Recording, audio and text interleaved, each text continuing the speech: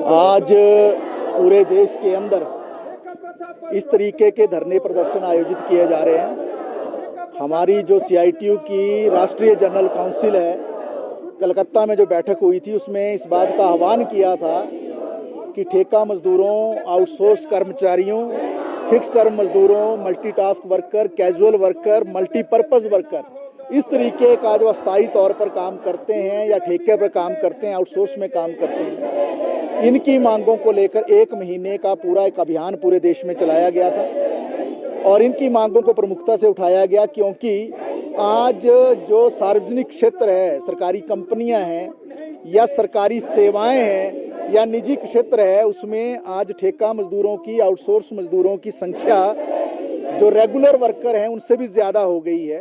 लेकिन समान काम ये लोग करते हैं पक्के किस्म के कर्मचारी के बराबर, लेकिन इनके लिए जो नीति, नियम, कायदा, कानून है वो लागू नहीं होता है।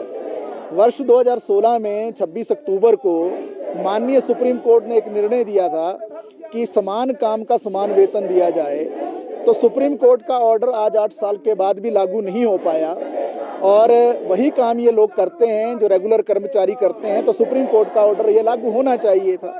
दूसरी बात यह है कि ये वो कर्मचारी हैं जिनसे 8 के बजाय 12 घंटे भी काम लिया जाता है, जिनके लिए EPF की सुविधा नहीं है। बहुत सारे कर्मचारी ऐसे हैं या मजदूर ऐसे हैं जिनको ESI सुविधा नहीं है, जिनके लिए छुट्टियों का प्रावधान नहीं है, ओवर टाइम का वेतन उनको नहीं मिलता है, ग्रेच्युटी की सुविधा उनके लिए लागू नहीं की जाती है। बहुत सारे जो हमारे देश के जो श्रम कानून हैं वो लागू नहीं किए जाते हैं, तो ये मजदूर जो है काफ़ी दिक्कत में है, काफ़ी परेशानी में है। और जब से मोदी सरकार सत्ता में आई देश में, इन मजदूरों की संख्या लगातार बढ़ी है क्योंकि रेगुलर भर्तियां मोदी सरकार ने बंद कर दी हैं। एक तरह से अघोषित प्रतिबंध है, एक तरह से अनडिक्लेयर्ड जो क्लोजर है या अनडिक्लेयर्ड जो है भर्तियों पर एक तरह से पाबंदी है।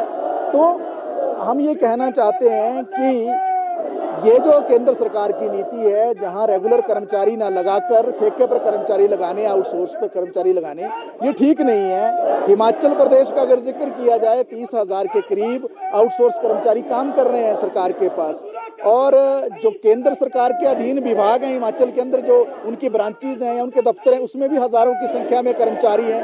हिमाचल में तो मल्टीटास्क की परंपरा शुरू हो गई, जहाँ न्यूनतम वेतन भी नहीं है। मल्टीटास्क, मल्टीपर्पज़ में न्यूनतम वेतन नहीं है।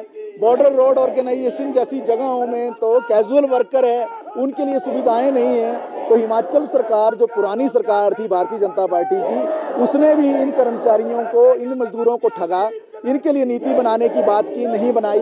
और आज की जो सरकार है, इसने क्या घोषणा की थी जब ये सत्ता में आ रहे थे कि ये कहा था हम आउटसोर्स प्रणाली को बंद करेंगे। इसका मतलब क्या मान के चले थे लोग? ये मान के चले थे कि अगर आउटसोर्स बंद होगा तो नेचुरली रेगुलर एम्प्लॉयमेंट आएगा, लेकिन रेगुलर एम्प्लॉयमेंट के बजाय ये उससे भी एक कदम नीचे चले गए आउटसोर्सिंग। इन्होंने मल्टीटास्क में शुरू कर दिया काम, मल्टीपर्पज़ में।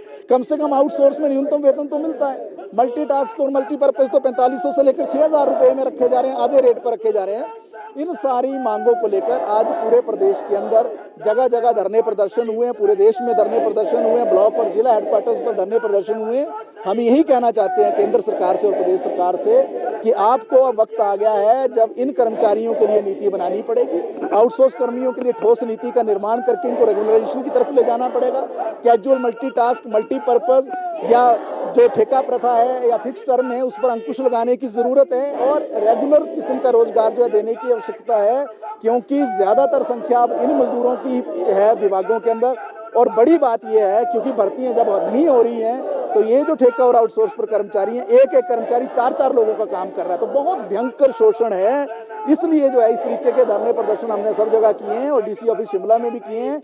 और हम केंद्र और प्रदेश सरकार को चेताना चाहते हैं कि आप देख रहे हैं जिस तरीके से आज IGMC या कमला नेहरू हॉस्पिटल के या मेंटल रिहेबिलिटेशन सेंटर के या आपके चमियाना का जो अटल इंस्टीट्यूट है उसके लोग, या STP के लोग हैं, BRO के लोग हैं, सहब के लोग हैं, जो इसमें दूसरे सब जगह जो आउटसोर्स और कॉन्ट्रैक्ट वर्कर्स काम कर रहे हैं, इसमें होटल के मजदूर भी उनके लिए समर्थन में शामिल हुए हैं और दूसरे मजदूर भी आए हैं। तो इस मुहिम के तहत हम केंद्र सरकार से आज हमने ज्ञापन भी भेजे हैं जगह जगह, प्रधानमंत्री को और मुख्यमंत्री को, और उसके माध्यम से यही अपील की है कि इन सबके रोजगार को जो है रेगुलराइज किया जाए और नीति का निर्माण किया जाए और जो इनका शोषण हो रहा है उस पर अंकुश लगाया जाए।